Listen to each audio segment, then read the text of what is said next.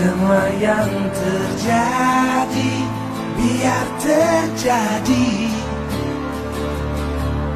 Hadapi dengan tenang jiwa.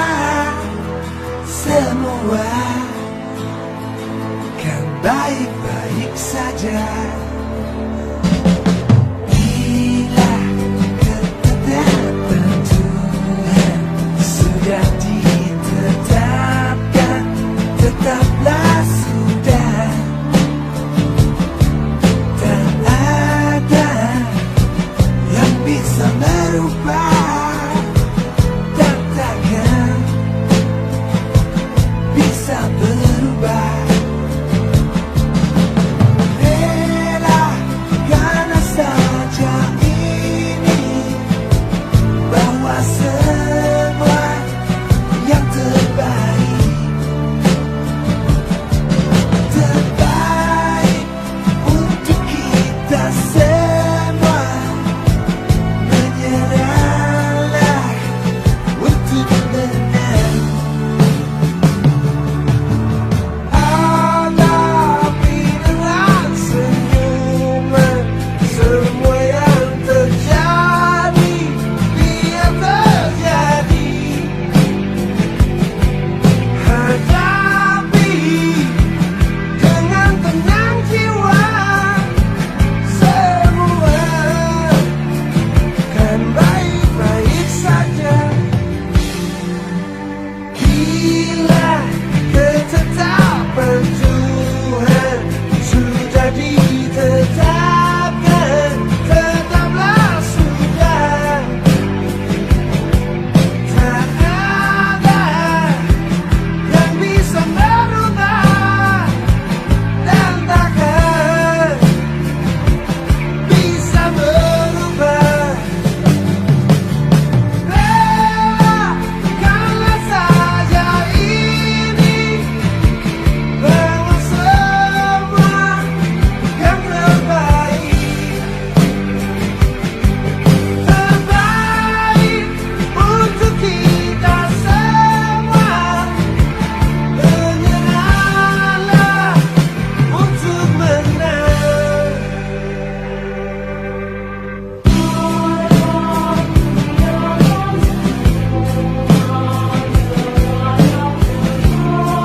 Karena waktu sudah malam, kita akan masuk ke puncak acara hari ini. Kita ingin mendengarkan dengan setulus hati, karena yang berbicara juga akan menyampaikan bukan soal sesuatu yang hanya teori dan pikiran, tetapi apa yang sudah dipahami, mungkin belum seluruhnya karena ini perusahaan baru, tetapi beliau sangat percaya pada produknya, percaya pada perusahaan, dan percaya kepada orang yang memperkenalkan dan sekaligus membimbing. Dan tidak main-main, karena dalam situasi yang sangat tidak mudah ini, dalam situasi pandemi, justru beliau ini menunjukkan prestasi yang luar biasa. Didorong oleh kecintaannya untuk memberikan yang terbaik buat keluarganya, memberikan yang terbaik buat anak-anak dan masa depannya. Meskipun beliau sebenarnya sudah berlatar belakangnya sangat-sangat luar biasa, tetapi siapa yang tahu jalan hidup, pernah jaya, tapi pernah juga turun dan terpuruk betul. Kalau bicara soal mau beli bensin atau bayar tol aja harus mikir-mikir.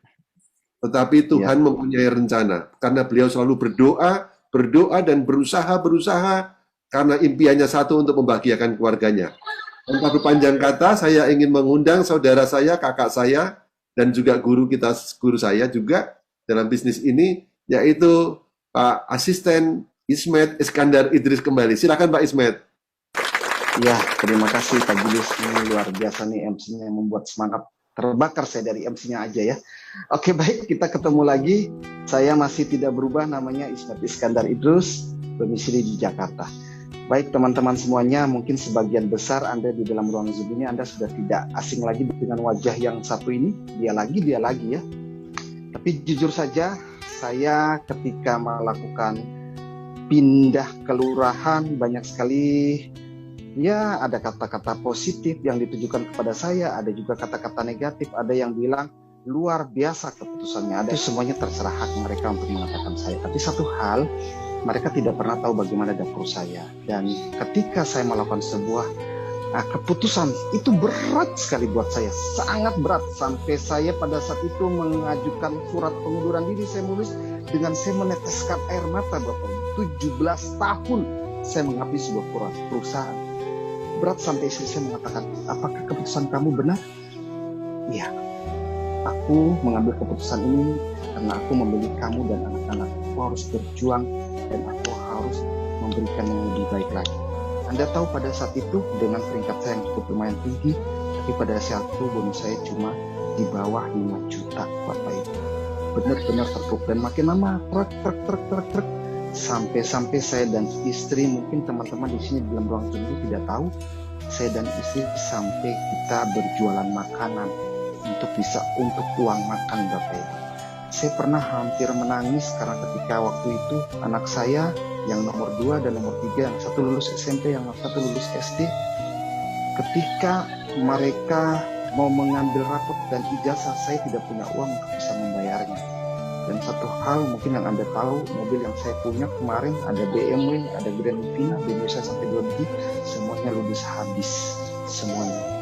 Jadi mungkin dengan kondisi saya seperti itu, saya harus memutuskan, saya harus bangkit, saya harus berjuang, tapi apa yang harus saya lakukan? Saya nggak tahu pada saat itu.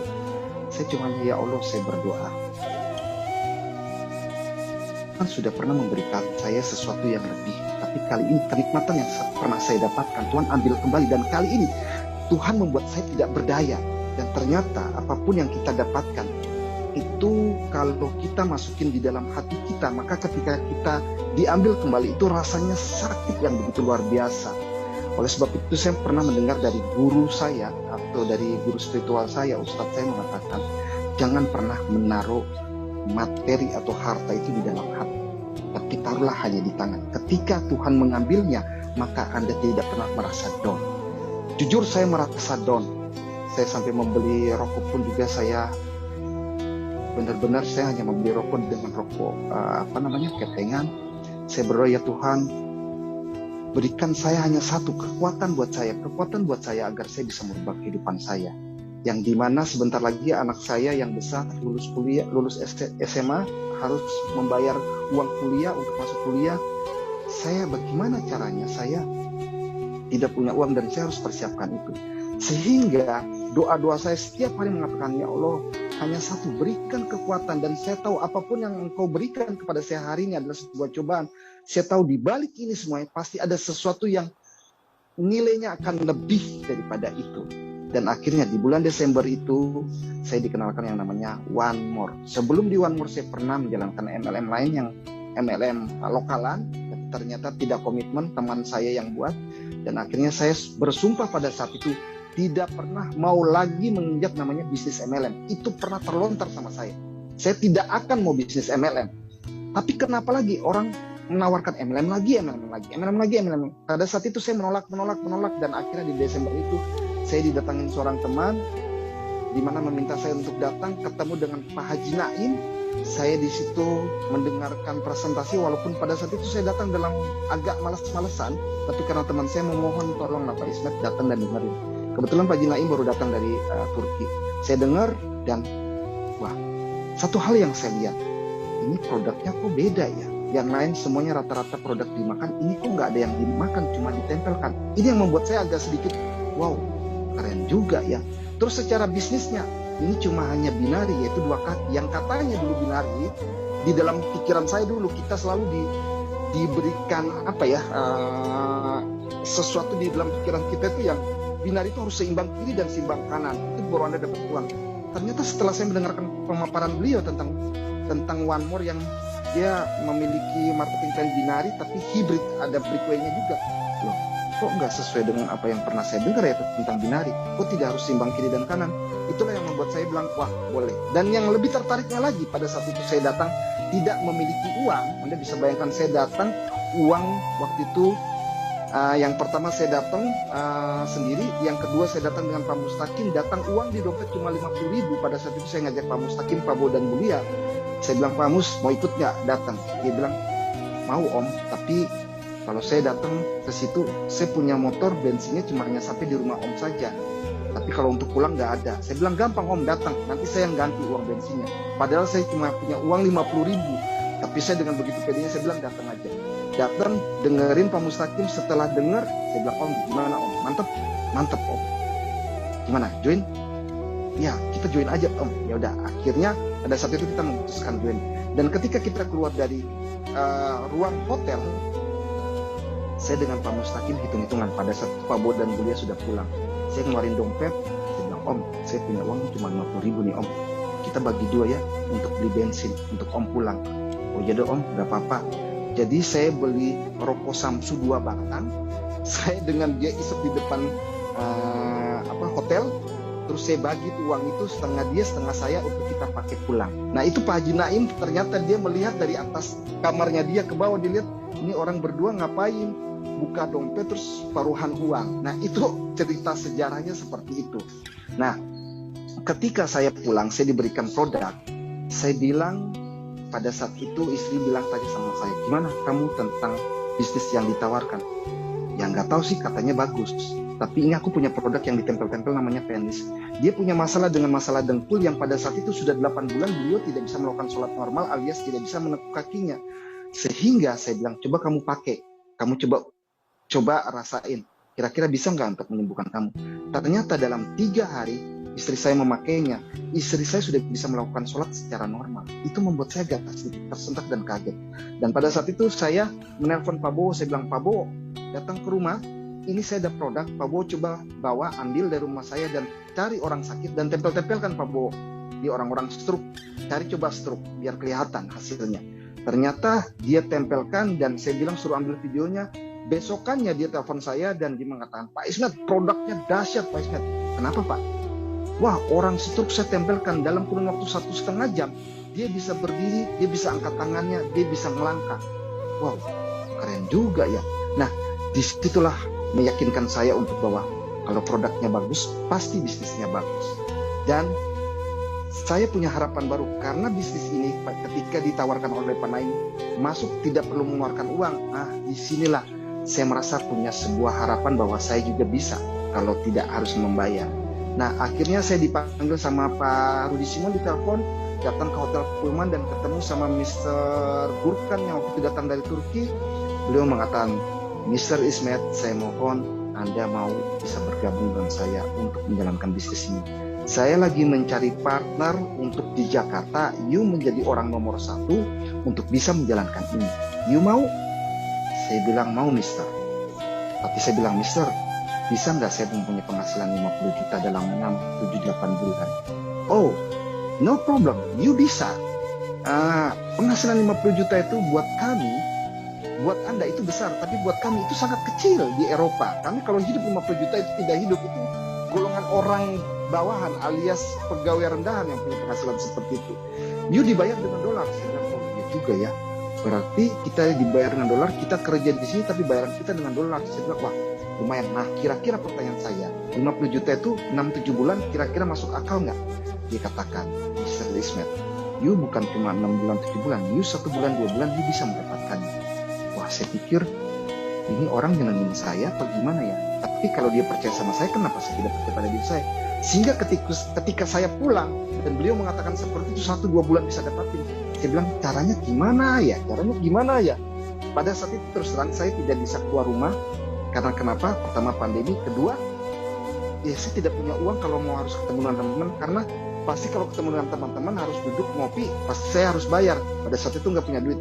Jadi saya menggunakan handphone saya untuk saya bekerja. Jadi setiap hari saya melakukan yang namanya mengirim berita-berita ini kepada 10 orang. Saya tahu bahwa dodolan saya sangat membenci saya ketika saya memutuskan.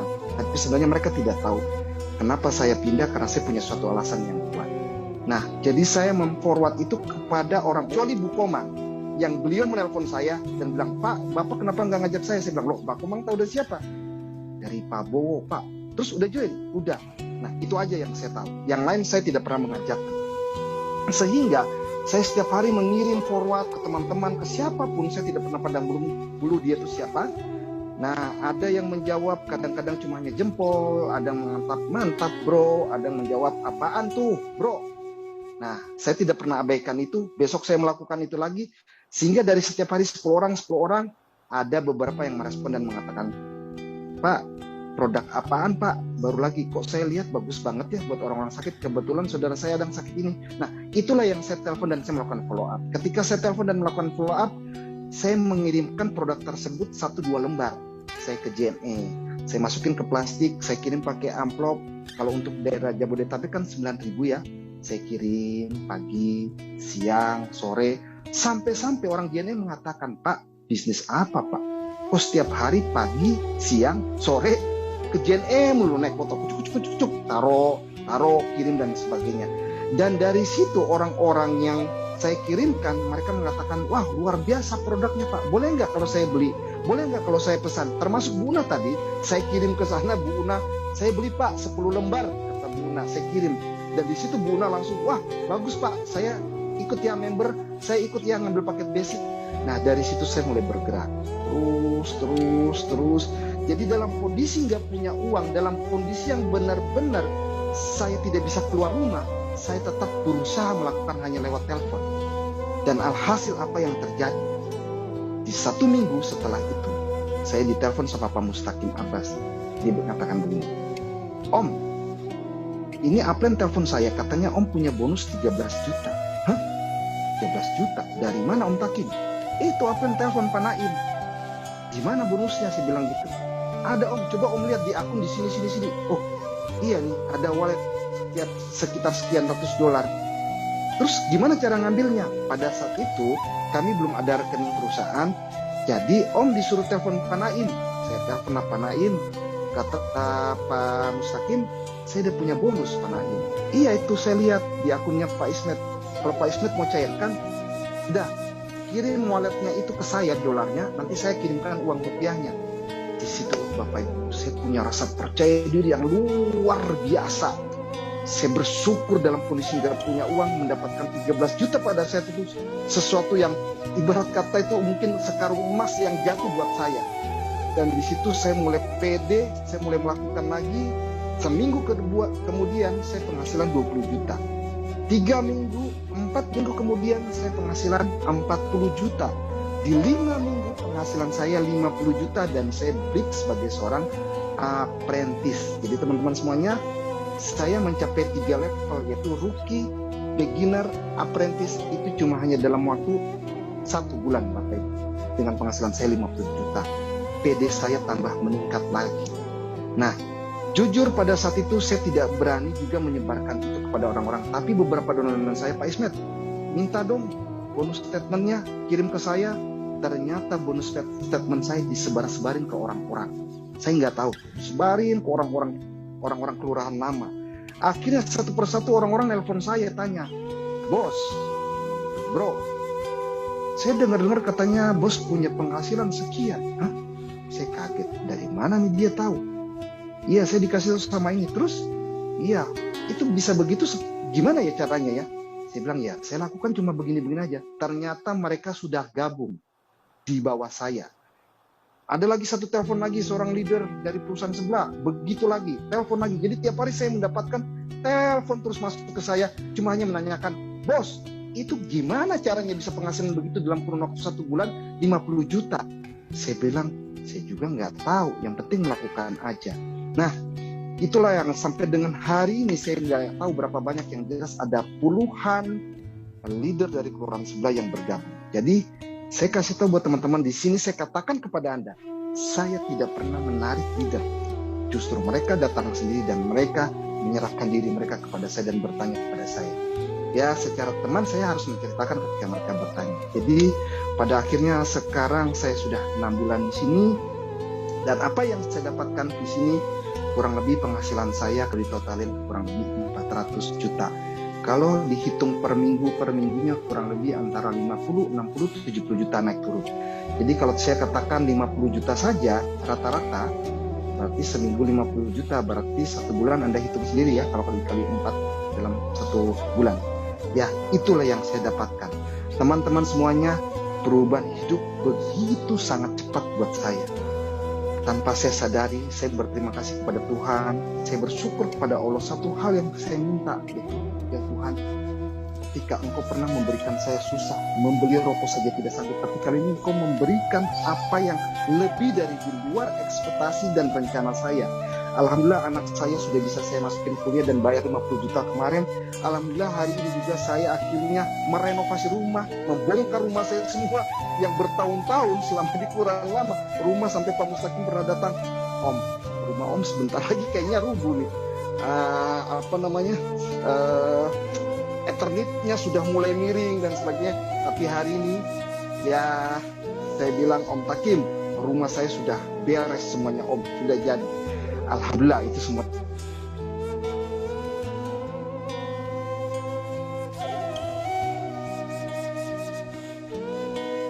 Bapak Ibu, selama 6 bulan saya melakukan dan saya tidak pandang peduli apa mau kata orang mengatakan saya. Saya cuma hanya tahu apa yang saya lakukan adalah ini buat terbaik buat keluarga saya. Saya cuma hanya bisa melakukan, saya cuma hanya bisa memberikan yang terbaik dan saya akan serahkan kepada semuanya kepada Tuhan. Dan satu hal perlu Anda ingat, omongan miring itu selalu datang kepada saya. Ketika kita susah, omongan itu datang kepada kita. Begitu kita juga sukses, omongan itu tetap datang kepada kita. Jadi saya sarankan kepada teman, Anda susah diomongin orang atau Anda sukses diomongin orang, nah itu pilihan Anda. Tapi yang jelas kalau bicara omongan itu masih ada omongan itu kepada saya. Saya tidak peduli dengan apa yang mereka katakan. Yang saya tahu adalah saya harus melakukan yang terbaik buat keluarga saya. Kemarin kami dari Turki, saya dengan ada kurang lebih 31 orang dan 9 donen saya hadir ke sana. Ada Pak Mustaqim, ada Pak Bowo, ada Bu Lia, ada Pak Hendra Ajis, ya istri saya, ada Bu Verlina, ada satu lagi Afida. Kita ke sana. Dan pada saat ke sana kita masuk dan berbelanja dan lain sebagainya. Ini mohon maaf bukan saya riak kepada Anda. Kita masuk satu outlet pakaian cukup lumayan mahal, yaitu pakaian-pakaian jaket-jaket kulit yang asli ya. Kami beli, lihat, waduh satu jaket 15 juta, waduh satu jaket 17 juta dan sebagainya. Bapak Ibu, kami Pak Mustaqim, saya dan sebagainya, Pak Mustaqim tanya, Om mahal banget Om. Saya bilang, Om punya bonus berapa? Ya ada. Om, berikan penghargaan buat diri Om. Kalau bisa Om beli, belilah satu. Walaupun mungkin harganya 10 juta. Walaupun itu harganya 12 juta. Bapak Ibu, Anda ketahui, saya Pak Mustaqim, Pak Bowo, dia, kami membeli jaket pada saat itu. Ya sekali lagi bukan ria dan sombong. Artinya, kami pernah merasakan kemarin susah, tapi hari itu kami menghabiskan uang. Rata-rata kami menghabiskan hampir 20 juta hanya untuk membeli jaket, satu jaket.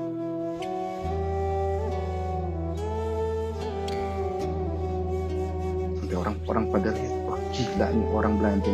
Itu belum sampai di situ, kami belanja lagi di sana. Kurang lebih, ya Pak Mustaqim, saya dan sebagainya. Cuma saya berpikir gini, di sini kami belanja sampai habis 40 juta. Dari koper kami bawa 2, tambah lagi koper, akhirnya bawa pulang koper jadi beranak 2 lagi. Kami di sini belanja sampai kayak gini, kayak orang gila. Teman-teman di Indonesia kok kondisinya begini. Aduh, saya teringat lagi. Sehingga saya berjanji pada satu Om Takim, hari ini kita bisa menikmati. Tapi kita menikmati karena kita menghadiahkan diri kita, karena dulu kita susah. Tapi setelah ini kita pulang. Ayo kita berjanji. Buat mereka juga merasakan apa yang kita rasakan di sini.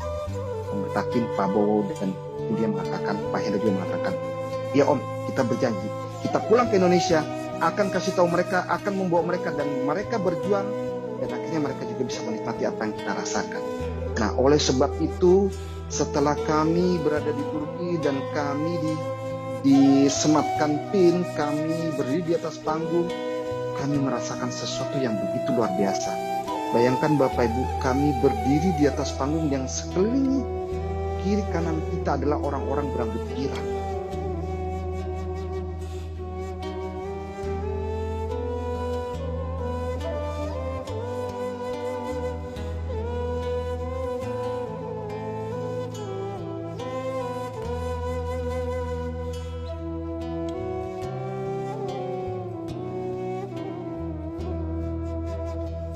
Tidak seperti biasanya kalau kami berdiri di panggung Indonesia.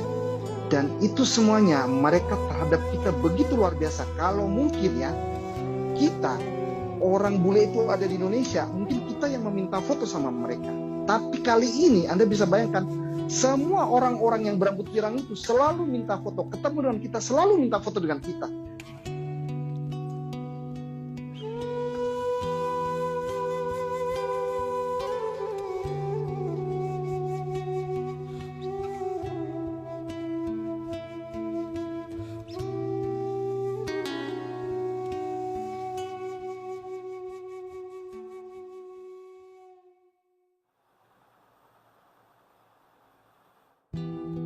Mungkin mereka melihat kita agak sedikit berbeda. Dan satu hal yang membuat kenapa mereka terinspirasi dengan kita, mereka tanya, "You jadi asisten berapa lama?"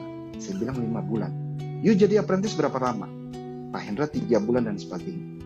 "Wow," kata dia. Mereka jadi asisten itu bisa 2 tahun, bisa 3 tahun. Mereka jadi apprentice itu bisa 1 tahun, bisa 2 tahun. Mereka menjadi rookie dan beginner itu bisa 6 bulan, bisa 1 tahun. Tapi kita semuanya hitungan bulan, Bapak Ibu. Dan itu mereka mengatakan, hebat dari Indonesia. Dan mereka mengakuinya. Dan oleh sebab itu teman-teman, saya yakin ketika kami kemarin naik di atas panggung, cuma hanya segelintir orang, saya yakin besok di bulan Oktober, kami akan datang bersama Anda semuanya dan Anda harus merasakan panggung itu. Anda harus bisa membuktikan dari hari ini sekarang Anda bergabung, 3 bulan ke depan Anda menjadi apprentice dan penghasilan Anda 50 juta. Anda menjadi seorang asisten dan penghasilan Anda kurang lebih 80 juta, 100 juta dan sebagainya. Dan saya yakin ini sebuah kesempatan Bapak Ibu. Hari ini kita susah, banyak orang terpuruk, banyak orang jatuh ekonominya. Tapi kami semuanya mempunyai grafik yang naik terus keuangan kami. Saya berharap teman-teman semuanya, keputusan itu selalu ada pada diri kita. Yang membuat kita sukses ataupun tidak sukses, itu adalah diri kita Bapak Ibu. Ingat, Tuhan tidak akan merubah nasib satu kaumnya apabila kaum tersebut tidak berusaha untuk merubahnya. Hari ini kesempatan itu ada di depan mata kita.